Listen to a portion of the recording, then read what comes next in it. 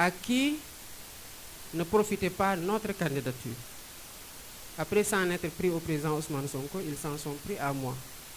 Même dans les chefs d'accusation de jonction de la procédure me concernant, il y a eu le vol de portable, alors que j'étais en prison.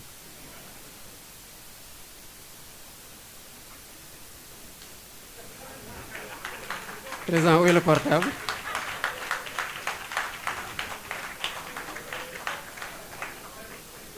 Pour dire à quel point il y a eu de l'acharnement pour que la candidature de Bassirou Diomaye Faye ne passe pas. Mais parfois, certaines personnes sont déroutées quand ils sont confrontés à la logique politique du projet de PASTEF qui est incarné par le président Ousmane Sonko. Je le rappelais ce matin au leader, le 7 janvier 2023, vous aviez été le premier, lors d'une réunion à laquelle je n'avais pas participé parce que j'avais un décès, à poser la question du plan B, et c'est le bureau politique qui vous a mis en minorité, raison pour laquelle on n'avait pas débattu de ce point-là, parce que le bureau ne voulait pas encourager le processus de liquidation politique. J'ai rappelé votre formule qui décrit la logique politique dans laquelle vous êtes tout le temps inscrit, à savoir que le Sénégal n'a pas besoin de messie ni de héros, mais d'une masse critique de citoyens qui sont conscients des enjeux.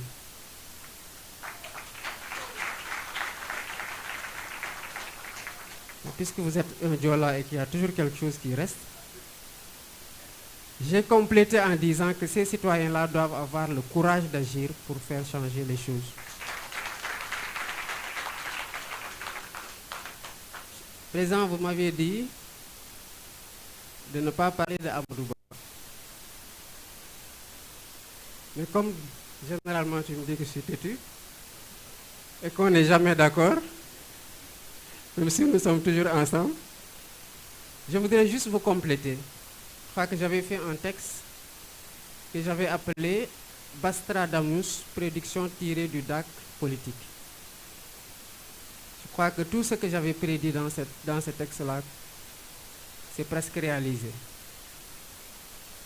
Alors, quand vous avez quitté le syndicat, vous nous avez transmis Amadou Ba.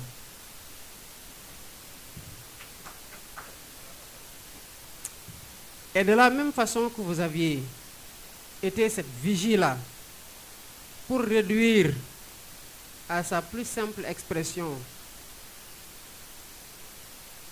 la catastrophe qu'il était en train de faire au niveau des impôts et plus tard au niveau du ministère de l'économie et des finances, nous avons continué sur cette perspective, dans cette perspective-là.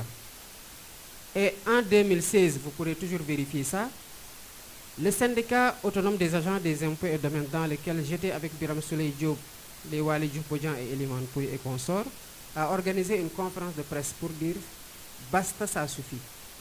Parce qu'à chaque fois que les agents allaient en contrôle fiscal et qu'ils faisaient des redressements à coût de milliards, illégalement Amadou Ba décidait d'une simple lettre en violation des dispositions de la loi qui dit qu'aucune autorité ne peut, sous peine d'en être personnellement responsable, entraver le recouvrement des impôts et droits et taxes de toute nature. Mais il y a eu la première fois qu'il l'a fait, c'était dans un dossier de cimenterie. Vous aviez même, en tant qu'agent, menacé de porter plainte. Et il y a eu un rétropédalage de sa part. En 2016, nous avons dénoncé ça. Nous sommes allés organiser une conférence de presse pour lister tous les dossiers sur lesquels Amadou Ba avait compromis les intérêts du trésor public et donc des Sénégalais au profit d'entreprises étrangères. Et nous savons tous que cela n'a pas été fait gratuitement. Quand j'ai appris qu'il était impliqué dans des soupçons de corruption et que celui qui l'a fait candidat y a cru, j'ai dit parce qu'il le connaît. Je sais que si c'était moi, Ousmane ne va poser aucun parce qu'il saura que ce n'est pas vrai.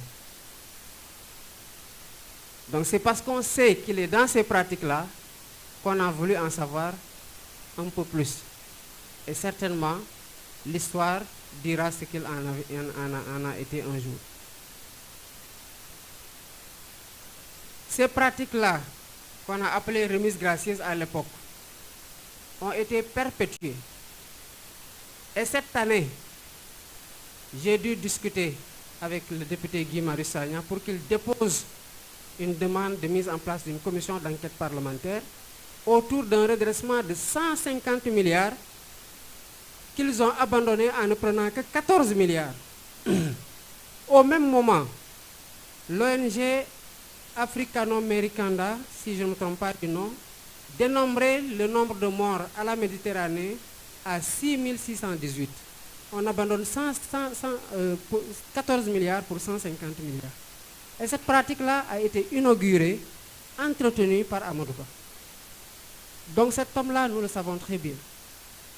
L'expérience de gestion, ok, mais l'expérience de Amadou Ba, personnellement, j'en veux pas. Je ne veux pas d'une expérience de violation des lois, d'une expertise en coup bas.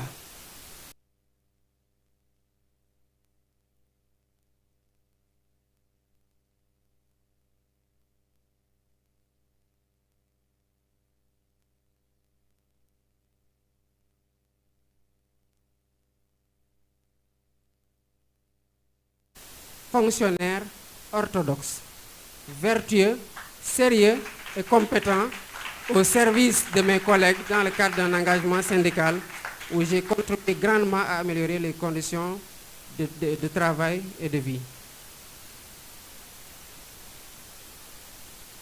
Il y a encore plus grave le concernant. Quand vous nous avez légué le projet de réforme du système de rémunération aux impôts et qu'on a achevé la réforme et qu'il était question de transférer le projet au ministre du budget d'alors, Abdoulaye Daouda Diallo, qui avait dit, si vous entendez, si ça arrive ici, je vais signer. Amadou Ba n'était pas pour la réforme, mais il ne pouvait pas résister aux syndicats et à la demande interne de la DGID. Qu'est-ce qu'il a fait? On lui a mis la pression parce que le ministre nous avait dit, je n'ai pas reçu. On l'a interpellé, il a dit, j'ai transmis. Sous notre pression, vous savez ce qu'il a fait? Il a fait une fausse lettre de transmission antidatée, numérotée, signée de sa main pour nous la donner. Quand on a vu les chiffres, la numérotation par rapport à des lettres antérieures qu'on avait échangées et à la date, on a su que ce n'était pas vrai. Et demander aux agents des impôts et domaines à cette époque-là, à savoir en 2014, ils vous diront qu'on avait même attaqué ça dans l'intranet de la DGID. Il y a encore pire, mais je m'en arrête là. Le projet pour lequel vous avez fait le choix, qui entre en droite ligne de votre logique politique, vous n'avez jamais mis en avant votre propre personne. Au-delà de l'épisode du 7 janvier 2023, je me rappelle, quand on a reçu la JPS un jour et que les jeunes disaient que nous donnerions notre vie pour toi, vous lui avez dit non, personne ne doit mourir, parce que si même je n'étais pas là, vous devez être en mesure de continuer le projet. Et il y a eu chaque fois d'autres épisodes où vous avez mis le projet en avant, vous êtes mis en retrait, pour montrer à tous ceux qui gravitaient autour de l'organisation que l'important, ce n'est pas la personne. Comme vous l'avez dit tout à l'heure, l'important, ce n'est pas vous. L'important, ce n'est pas moi. Et si ça ne tenait qu'à ça, ces braves hommes et femmes qui sont aujourd'hui regroupés autour de la coalition Diomaye n'auraient pas continué le formidable travail qu'ils ont fait pour maintenir le bateau à flot pendant que nous étions empêchés, pendant qu'on nous avait mis toutes les restrictions, à savoir même qu'on nous a interdit de téléphoner pour parler de politique, pour citer mon cas. Ce projet-là ne doit pas accepter qu'autour de certaines questions, qu'il y ait des tabous.